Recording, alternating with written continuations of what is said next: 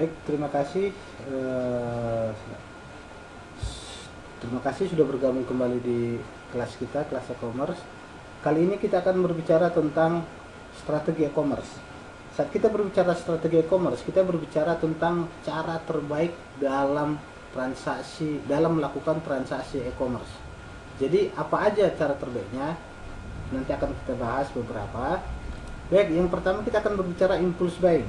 Saat kita berbicara impulse buying, kita berbicara tentang marketing offline sebenarnya. Tapi di sini akan kita pergunakan untuk online.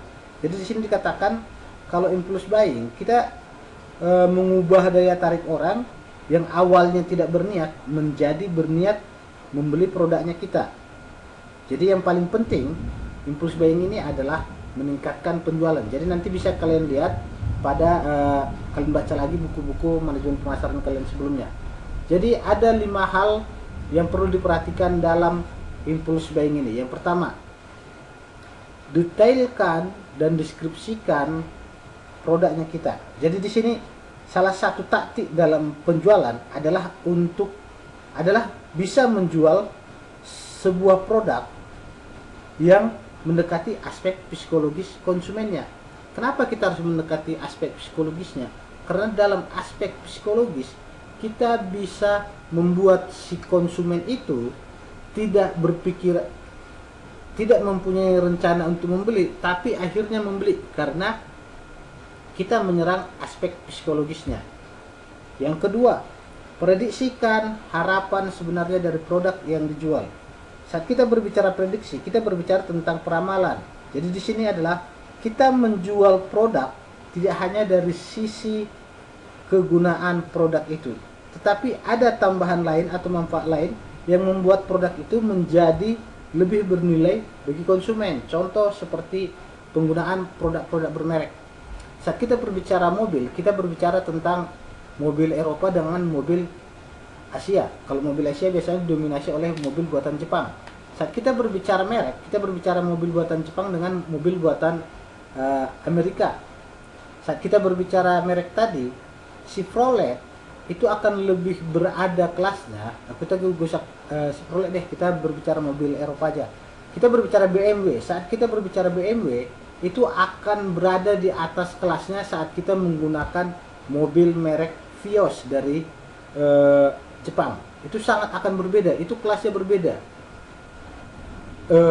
Orang akan menganggap bahwa yang menggunakan BMW ini ya eksekutif muda hebat, sedangkan kalau Vios ya biasa. Mungkin dalam pikirannya masyarakat, oh Vios bekas supir taksi nih, mungkin seperti itu. Oke. Jadi itu yang kita tambahkan. Jadi ada value edit. Jadi ada beberapa hal yang harus diperhatikan dalam value edit ini. Apa saja dia? Yang pertama, tebak dan prediksi apa yang sebenarnya diharapkan dari produk yang sejenis atau merek yang sejenis dari produk-produk atau merek yang sebelumnya. Jadi kita harus bisa menebak, oke? Karena kita berbicara di prediksi di sini, kita berbicara menebak lagi. Baru selanjutnya deskripsikan pemikirannya si konsumen tadi. Apa yang ada di pikiran dia tentang produknya kita. Kita harus mampu memikirkan itu terlebih dahulu sebelum itu terpikirkan oleh konsumen. Contoh seperti orang yang pengen tampil beda, wanita yang pengen tampil beda. Kalau normalnya lipstick itu mungkin dari merah paling jatuh ya warna orange. Tapi sekarang lipstick ada warna hitam, lipstick ada warna ungu, lipstick ada warna kuning. Kenapa? Karena memang si pemasar sudah masuk ke dalam pemikirannya si konsumen dulu, sudah berada di dalam pikirannya konsumen dulu bahwa kalian itu sebenarnya orang yang tampil beda. Kalian butuh produk ini, produk itu. Jadi seperti itu juga di online marketing ini. Terus selanjutnya, jangan biarkan tokonya kita hanya berisi tentang foto-foto dari produk itu, tetapi kita harus deskripsikan produknya kita. Banyak toko-toko marketing, toko-toko online yang menjual produk, tapi hanya menampilkan gambarnya, sedangkan deskripsi produknya tidak ada, penggunaan produknya seperti apa tidak ada, dan ulasan-ulasan tentang produknya mungkin nggak ada juga. Jadi itu yang kedua. Kita masuk ketiga, permudah cara membayar seinovatif mungkin. Jadi saat kita berbicara cara membayar, kita berbicara tentang eh, mengganti sejumlah produk yang kita pesan agar dikirimkan kepada kita. Kalau dulu mungkin zaman dulu itu menggunakan apa namanya ATM, tapi sekarang sudah mulai berubah ke arah apa namanya e-money. Sekarang kalau dulu kita kalau nggak ke ATM ya ke minimarket mungkin Alfamart atau Indomaret, kita bisa membayarkan di situ. Tapi saat ini tidak perlu. Kita sudah bisa menggunakan e-money. Kita tidak punya m-banking. Kita pergunakan e-money tadi. Karena e-money ini sangat banyak kegunaannya. Di Vietnam sendiri itu 80% dari pengguna internet sudah menggunakan e-money. Karena apa? Karena kemudahan dari proses transaksi yang dibuat oleh e-money tadi. Jadi kalau di Tokopedia sendiri itu sudah bisa membayar produk atau membayar pesanan itu lewat OVO.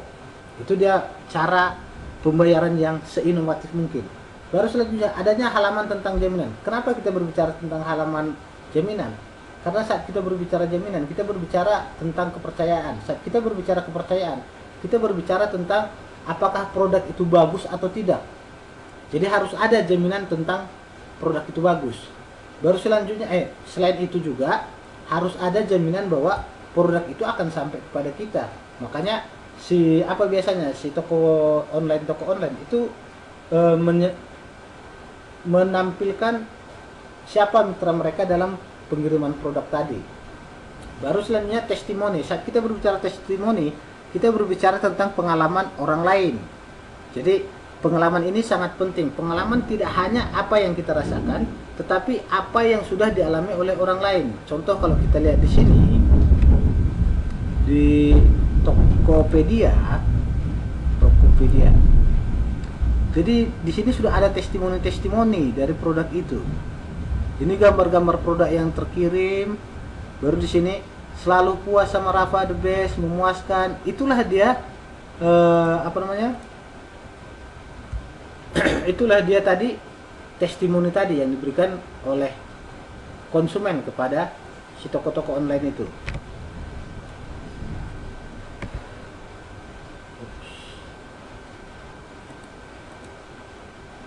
Sampai sini ya. Maaf.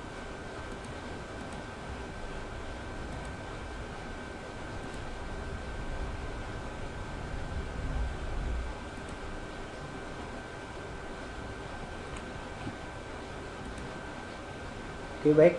Baru selanjutnya kita berbicara tentang teknik mempertahankan pelanggan untuk toko online.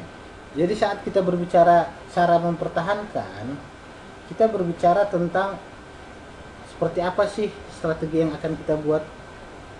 Jadi yang pertama, memberikan pengalaman belanja terbaik untuk pelanggan. Jadi kalau kita berbicara pengalaman tadi, itu kan berbicara tentang kita puas enggak dengan apa yang sudah kita dapatkan. Jadi fokus pertama dari kepuasan itu adalah sisi konversinya konsumen saat berada atau berbelanja mencari produk yang ada di tokonya kita tadi atau di websitenya kita. Baru selanjutnya adalah jadi sebelumnya ada beberapa tips yang biasanya diberikan untuk mengoptimalkan pengalaman berbelanjanya si pelanggan. Yang pertama, desain web sederhana dan navigasi yang mudah. Jadi kalau kita ingin menjual produk di situsnya kita, jadi kalau kita pengen konsumen berbelanja di situsnya kita, maka kita harus bisa menunjukkan konsumen itu saat membuka websitenya kita akan apa yang dimasukkannya duluan. Apakah dia langsung masuk ke pencarian, atau jangan-jangan kita sudah bisa memprediksi bahwa mereka ingin belanja baju. Itu bisa jadi. Makanya sangat penting itu ada kalau nanti di terakhir kita buat itu saat si pelanggan A masuk, kita sudah tahu bahwa apa yang sering dicari dia, maka yang akan muncul produk-produk itu. Oke, itu yang pertama. Baru yang kedua, sediakan produk unggulan yang menjual dengan harga yang bersaing. Kalau ini sudah biasa normal, jadi memang mau tidak mau produknya kita harus harganya harus sama atau mungkin lebih murah dari produk orang lain. Andaikan kita lebih mahal pun, itu kualitasnya kita mungkin lebih baik. Jadi harganya bisa lebih mahal. Baru selanjutnya, gunakan gambar deskripsi ulasan produk yang menarik. Itu yang tadi kita bilang bahwa penting sekali. Gambarnya harus bagus. Makanya sekarang kan sudah banyak belajar fotografi untuk produk. Jadi bagaimana caranya membuat tampilan produk itu di foto bagus dan lain-lain. Baru selanjutnya deskripsi produk. Mungkin bahannya terbuat dari apa, kerugian menggunakan produk itu apa dan lain-lain. Baru selanjutnya ulasannya. Itu yang kita bilang tadi, testimoni. Itu penting. Baru selanjutnya berikan pelayanan yang maksimal. Kalau kita berbicara memberikan pelayanan maksimal, kita berbicara tentang semua orang atau semua pelanggan pasti suka dengan pelayanan yang baik. Jadi apa yang dia butuhkan? Seumpamanya kadang konsumen ini butuh respon yang cepat. Gan, masih ada nggak produk X, produk B, ukuran L, ukuran Z? Itu harus cepat direspon dari si toko agar si konsumen tadi puas dengan pelayanannya kita. Oke, itu dia tentang memberikan pengalaman berbelanja kepada konsumen. Baru selanjutnya, tampilkan produk terkait. Jika kita berbelanja di Amazon atau online, itu ada, bisa di sana deh, di Tokopedia saja. Itu ada produk terkaitnya. Kita bisa lihat di sini.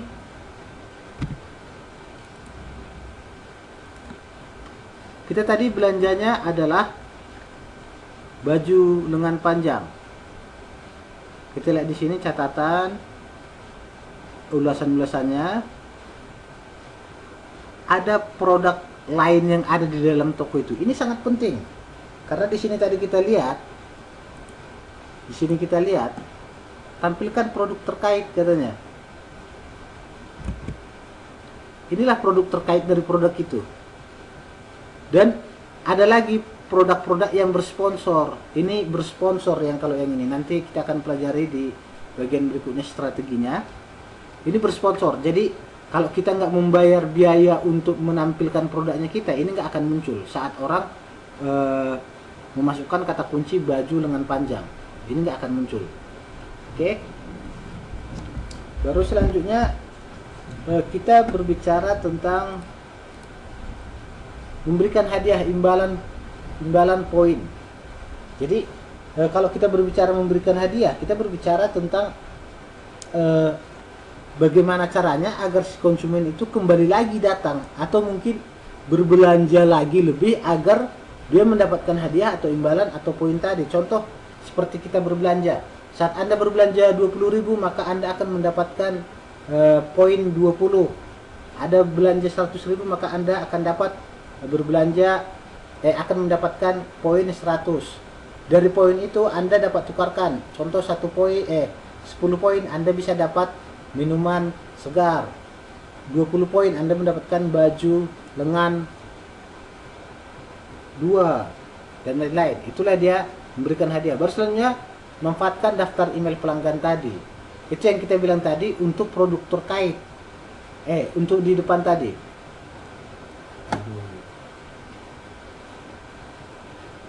Adanya membayar senilai produksi sebenarnya produk yang dijual, testimoni tadi. Oke. Baik. Jadi memanfaatkan daftar email pelanggan. Jadi saat kita berbelanja, saat kita masuk ke dalam web tadi, si toko atau web tadi sudah tahu bahwa apa sih yang biasa kita cari. Contoh seperti saya, saat saya masuk ke Tokopedia di handphone saya, di smartphone saya, maka yang muncul banyak itu adalah alat-alat pertukangan. Karena memang saya sangat suka berbelanja alat pertukangan. Atau hanya koleksi untuk di keranjang belanjanya saya saja. Jadi itulah dimanfaatkan mereka. Baik, baru selanjutnya menggunakan teknik CEO. Saat kita belajar